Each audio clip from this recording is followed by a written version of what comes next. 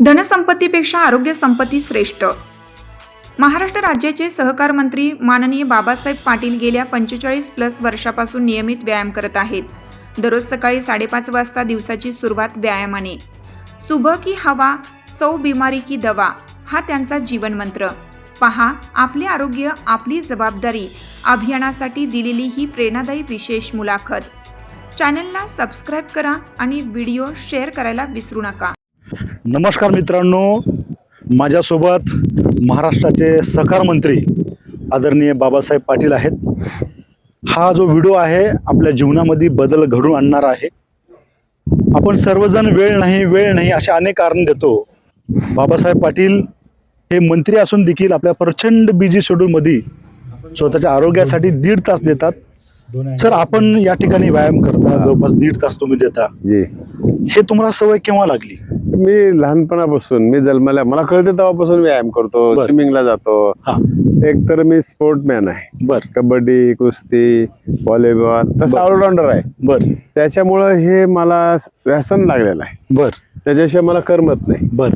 किती रात्री उशीर हो जा, निवडणुका जरी असल्या हा, तरी निवडणुकीच्या कालावधीमध्ये आम्हाला खूप रात्री 1-2 वाजेपर्यंत झाला. बर. तरी आता 40-45 मिनिटं योगासन आणि बाकीचे त्याच्यानंतर वॉकिंग करतो. वॉकिंग करता. बरोबर. तर त्यावेळेस मी त्याच्यापेक्षा 50% व्यायाम करतो. बर. मग त्याच्यामुळं अशी एक ऊर्जा निर्माण होते बर. की त्याच्यामुळं थकवा येत नाही, आळस येत नाही, कितीही काम करा कंटाळा येत नाही. बर. माणसाचं सगळ्यात म्हणी लिहिलेल्या आहेत भिंतीवर, खूप छान लिहिले आहेत. बर. धनसंपत्तीपेक्षा आरोग्य संपत्ती श्रेष्ठ. बरोबर. करेक्ट. हे भिंतीवर लिहायला खूप चांगलं आहे, वाचायला चांगलं आहे. बरोबर. पण त्याचं अनुकरण लोक किती करतात. हा. तर ज्या लोकांनी याच्यानं अनुकरण केलंय हो, ते त्यांच्या जीवनामध्ये यशस्वी आहेत. बाकी परमेश्वर आपल्याला ठेवेल त्याच्यावर गॉडवर विश्वास ठेवायचा. बरोबर. आपलं कर्म करत राहायचं. बरोबर. आणि हे आपल्याला रोजच करायला पाहिजे. बरोबर. सर, माझ्या आयुष्यामध्ये एक 10-15 दिवस बर. आतापर्यंत बर. असे ड्रॉप झाले असतील. नाहीतर ड्रॉप हा विषयच नाही. म्हणजे किती वर्षापासून? म्हणजे मला कळतं तसं आता विद्यार्थी 15-16 वर्षापासून. बर. साधारणतः 45 वर्ष समजा. हा, 45 पेक्षा अधिक अविभाज्य भाग झालेला आहे. बर. मग कुठेही जाऊ, बर. परदेशात जाऊ, हा. फिरायला कुठेही जाऊ. बर. आणि माझं एक ठरलेली वेळ आहे, त्याप्रमाणे उठत असतो. बर. हा. तर आता त्याच्यापूर्वी आमदार असताना हा. मी वैजनाथदादा शिंदे आम्ही काय करायचं, रेल्वे स्टेशनला उतरायचं. हा. आणि मग ती देखील तेवढा गॅप पडून मग चालत जायचं. मग तोपर्यंत आमचा PA जाऊन रूम साफसूफ करणं, बाकी सगळं करून घ्यायचं. म्हणजे जिथं मिळेल तिथं सोडायचंच नाही. म्हणजे जेव्हा वेळ मिळत व्यायाम करायचा. असं वेळ मिळत नाही असं नाही. बर. बरोबर. तुमची प्रबळ इच्छा झाल्यानंतर मला 2 गोष्टीसाठी वेळ मिळते. लोक म्हणतात वेळ मिळत नाही. बरोबर. व्यायामासाठी आणि दुसरा व्यायामामुळे तुमच्या जीवनामध्ये काय बदल झालेला आहे? सर, याच्यामुळं मला एवढं काम करता येतं. बरोबर आहे. आज 14 तास 15 तास कमीत कमी आपल्याला काम करावं लागतंय, ट्रॅव्हलिंग करावं लागतंय. बरोबर. त्याच्यामुळे थकवा येत नाही. बर. कसं आहे, आपण हजारो माणसांमध्ये जातो. बरोबर. त्यावेळेस आपण प्रसन्न. बरोबर. आज मी 8 दिवसाला शेतात जातो. मी हे सगळी यंत्रणा इथं उभा करतो. बर. माझी गाडी घेतो, शेतात जातो.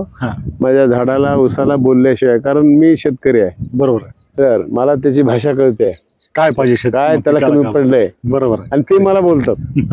पीक बोलतं आपल्याला. पीक मला बोलते काय. हो. आणि माझा उत्कर्ष झाला तो माझ्या शेती. लातूरून मला वाटते 11-12 वाजता कदाचित झोपले असेल, तरी बी तुम्ही 5:30ला उठलात. म्हणजे हे कशा पद्धतीने तुम्ही मॅनेज करता? ते काय शरीराला वळण लागलं काय. थोडं अजून मी आज बिमार आहे, थोडी कफ झालाय. मध्ये मुंबईत पाऊस जास्त झाल्यामुळे त्याचा परिणाम, आणि एसी मध्ये. बरोबर. आणि मग येताना त्या दिवशी हैदराबादहून इथे 4 वाजता आलो. बर. एसी मध्ये, गाडीमध्ये त्याचा अजून आवाजात माझा फरक आहे. बरोबर. पण तरी पण मी उशिरा उठलोय. त्यांना हे मित्र आमचे माने सर आहेत, आमचे मित्राचे, आमच्या जावई आहेत, माझे जावई आहेत. बर. नोकरी त्यांना दिली, बायको बी दिली, नोकरी दिली. मग ते आमच्या संग राहिल्यामुळे त्यांना ते काही साहित्यिक आहेत, ते पुस्तकं पुरवतात. मग साहित्य संमेलन कुठे चाललंय ते सांगतात, त्याच्यावर आम्ही चर्चा करतो. बरोबर. आणि 2 जण एकमेकाला एक जोडीदार लागते आपल्याला. बरोबर. करेक्ट. म्हणून मी उठलो तर मी त्यांना मिस कॉल देतो. बरं. लय झालं तर 4:30ला, थोडा उशीर झाला 5-8 कधी उठू. मग मिस कॉल केलं त्यांनी फोन उचलायचा नाही, मला मिस कॉल द्यायचा की मी येणार आहे. बरोबर. हे आमचं ते इंडिकेशन. त्याच्यामुळे आल्यानंतर मग अगोदर हलका योगासन करतो, म्हणजे प्रत्येक अवयवाला त्याला मुवमेंट करायचं काम. बरोबर. त्याच्यामुळे ऊर्जा, कपालभाती, मग वेलीचे व्यायाम, पोटाचे व्यायाम, चरबीचे व्यायाम, थोडेसे छातीचे व्यायाम, एवढा फिजिकल फिटनेस. ज्या माणसाला लोकांमध्ये राहायचे, माझ्या घरी एकदा माझ्या मंडळीने मला विनोदाने सहज म्हणले, मी असा भांग पाडत होतो, बघत होतो, काय आता तुम्हाला एवढं नटायची काय गरज आहे? विनोद होता. मी माझ्यासाठी नटना गेलो.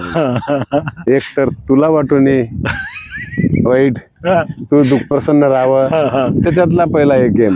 दुसरा ऑडियन्स जे आहेत आम्हाला बघता, बरोबर. त्या ऑडियन्सला वाटणे मला काय मंत्री आहे, काय राहतं, त्याचं मन दुखवलं.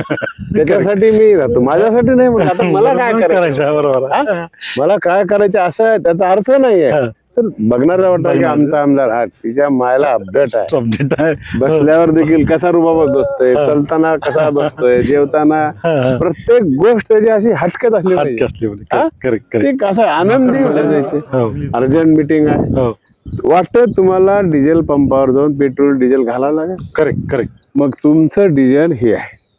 करेक्ट. सकाळी उठणं, अगोदर डिझेल फुल करणं, व्यायाम करणं म्हणजे डिझेल. आधीच मान आहे, सुबह की हवा सौ बिमारी के जाव. क्या बात आहे. डॉक्टर काय म्हणतात तुम्हाला, दुपारी जा म्हणत नाही. समजा मिळत नाही वेळ, त्यांना कधी जाऊ शकते, पर्याय त्याला. बरोबर आहे. पण सकाळी जाण्यामागलं कारण काय, तर त्याच्या जे नावाचा ओझोन नावाचा जो वायू राहतंय, बरोबर, ऑक्सिजन चांगला असतंय. बरोबर. त्याच्यामुळे तुमचं ही जी बॉडी आहे, हृदय, ते त्याला पंप चांगलं करत आहे, स्ट्रॉंग होत आहे. करेक्ट. म्हणून आमच्या शास्त्रात लिहिलेलं आहे, सुबह की हवा सौ बिमारी के जाव. करेक्ट. त्याला दुसरं काही अजून दुसरं बोलायची आवश्यकता नाही. आता बरेच तरुण किंवा आपल्या भारताचा जर अभ्यास केला तर साधारणतः बोटावर मोजणारीच लोक व्यायाम करतात. अशा नागरिकांना किंवा आपल्या मतदारसंघातल्या नागरिकांना आपण काय सांगाल की जेणेकरून प्रत्येक नागरिक सकाळी उठून 1 तास स्वतःसाठी दिलं पाहिजे? मी म्हणतो कंपल्सरी आहे, आयुष्याचा अविभाज्य भाग आहे. हो. तुमच्याकडं खूप पैसे आले, जेव्हा पैसे नसते त्यावेळेस पैशासाठी कमवतो, आणि मग पैसे आल्यानंतर शरीरासाठी खर्च करतो. करेक्ट. त्याच्यासाठी अगोदरपासून जीवनामध्ये कलाटणी देणारे 2 व्यक्ती येऊन गेले सर. बर. माझं शिक्षण खातं मी इथं मागून घेतलं, त्याच्यामुळं चांगल्या लोकांच्या भेटी झाल्या. बरोबर. कुलगुरूच्या झाल्या, होळीकर सरांच्या झाल्या, नाईक डोळे सरांच्या झाल्या. बरोबर. विद्यापीठात काम केल्यामुळं अनेक साहित्यिक, कवी, लेखणारे हे लोक भेटायचे आणि सतत मला पुस्तकं द्यायची. बरोबर. आणि पुस्तकं दिल्यामुळे माझी स्वतःची अजून बी लायब्ररी आहे, तुम्हाला दाखवतो मी. हो. तर वाचन हे अतिशय महत्वाचं आहे. बरोबर. डोक्यात असेल तर होठात येते, हो, डोक्यात नसेल तर होठात येत नाही. करेक्ट. आणि मी सांगितलं ना तुम्हाला की मग ते पिठाची गिरणी चालते ना, असे फट फट फट तसं माणूस बोलू शकतोय. बरोबर. क्रिकेट जसा क्रिकेटर, उदाहरणार्थ तेंडुलकर सारखा क्रिकेटर, तो प्रत्येक बॉलला मारत नाही, बघतो आधी मैदानात कोण कुठं उभारलंय, कुठं बॉल आहे. बरोबर. आणि बॉल कुठल्या सांधीतून सोडायचा. बरोबर. तसं आपण भाषण करताना देखील काय सभागत टोन आहे, हो, ऑडियन्सचा कोणत्या वर्गाचा आहे, कार्यक्रम कोणता आहे. बरोबर. असं त्यांना असं वाटलं पाहिजे की हे बोललेलं आहे म्हणजे आमचंच मनातलं बोललेलं आहे. हे कधी होऊ शकतंय त्याच्यामुळं नॉलेज. मग दिलीपराव देशमुखामुळे मला काम करता आलं, त्याच्यामुळे मला वाचायची सवय लागली, भाषण चांगलं करावं वाटायचं लागलं. बरोबर. मग अनेक लातूर मधले दिग्गज मला भेटले, रोडे सर भेटले, Holikar sir, Jadhav sir, Waghmare sir सोबत राहण्याचा योग आला. बरोबर. त्याच्यामुळे हे इकडे एक मला खूप मोठं संपत्ती भेटली. बरोबर. विद्यापीठात काम केलं. हो. मग नवीन पुस्तकं आली की बाजारात कोणालाही माहित नसेल, मला माहित राहते. बर. तर हे लोक सगळे म्हणजे कॉन्टॅक्ट मध्ये आहेत. बर. आम्ही भेटले, नमस्कार, काय चालय. साहित्य संमेलन मी मॅक्झिमम अटेंड केले. बर. हा, आमदार असताना देखील. बर. आणि स्वतःची माझी इंडिव्हिज्युअल लायब्ररी आहे. बर. हा, आणि पुस्तक आणि चष्मा जिथं बसतो तिथं आहे. म्हणजे उठून कुठं माझ्या बॅग मध्ये 3-4 पुस्तक असतात. म्हणजे वेळ असली की वाचायचं. हा, कुठे वेळ मिळाला का वाचायचं, वेळ मिळाला की वाचायचं, आणि वेळ मिळाला. आणि सगळ्यात महत्वाचं मला जे भेटले दादा, अजितदादा पवार साहेब, ते जिल्हा बँकेचे पुण्याचे चेअरमन, मी लातूर बँकेचे. तेव्हापासून दादाची माझी ओळख. बरोबर. त्यांच्यामुळं आणि जगात फिरल्यामुळं 3 गोष्टी महत्वाच्या माझ्या वाटतात जीवनात सगळ्यासाठीच. बरोबर. तुम्हाला खरी प्रगती करायची आहे तर एक डिसिप्लिन, बरोबर, वेळेचं नियोजन, बरोबर, एक सातत्य, प्रामाणिकपणा, सातत्य आणि प्रामाणिकपणा, स्वच्छता. बरं, जगात जे डेव्हलपमेंट झाले त्या तीनच गोष्टी. तीनच गोष्टी. करेक्ट. स्वच्छता एक तुमची, हा, तुमच्या राष्ट्राला, तुमच्या देशाला करेक्ट. 30% आरोग्य तुमचं चांगलं राहू शकतं. बरोबर. मग त्याचं शिक्षण शाळेमध्येच दिलं पाहिजे. हो, नागरिकांमध्ये देशप्रेम निर्माण झालं पाहिजे करेक्ट.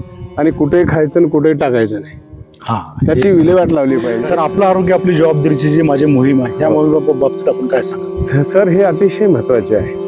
हे पैसे देऊन भेटत नाही. तुम्ही जे काम करता तुमचं कौतुक आहे. Thank you sir. रात्री माझी भेट झाली, मला पायाबद्दल चौकशी केली या ग्रस्ताने. काय म्हणते पाय? माझा पाय काय म्हणते सर? पाय तर आज मी रोज 2-3 किलोमीटर चालतोय म्हणलं. काय? हा, ते म्हणले मी येतो सकाळी. हा, मला वाटलं खरं आहे का खोटं आहे की, म्हणलं या बघू. आणि ते बिचारे आले आणि पहिला माझ्या रात्रीचा झाला, रात्री त्रास झाल्यामुळे मला उठायला उशीर झाला. ते अगोदर माझ्या घरी येऊन थांबले.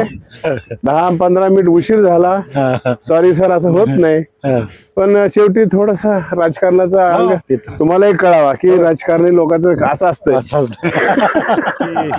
आपले सर्वांचे लाडके मंत्री साहेब आज आपल्याशी संवाद साधलेले आहेत आणि विशेषतः यांचं एवढं मोठं कौतुक आहे की एवढ्या प्रचंड बिझी शेड्यूलमध्ये देखील, बरं का, वारंवार मी नागरिकांना एकच सांगत आहे, आपल्या सरांच्या एवढ्या बिझी शेड्यूलमध्ये देखील दररोजचं किमान 1.5 तास स्वतःच्या आरोग्याला देतात आणि हे 1.5 तास दिवसभरातली एनर्जी घेऊन 15 तास आदरणीय मंत्री साहेब काम करतात.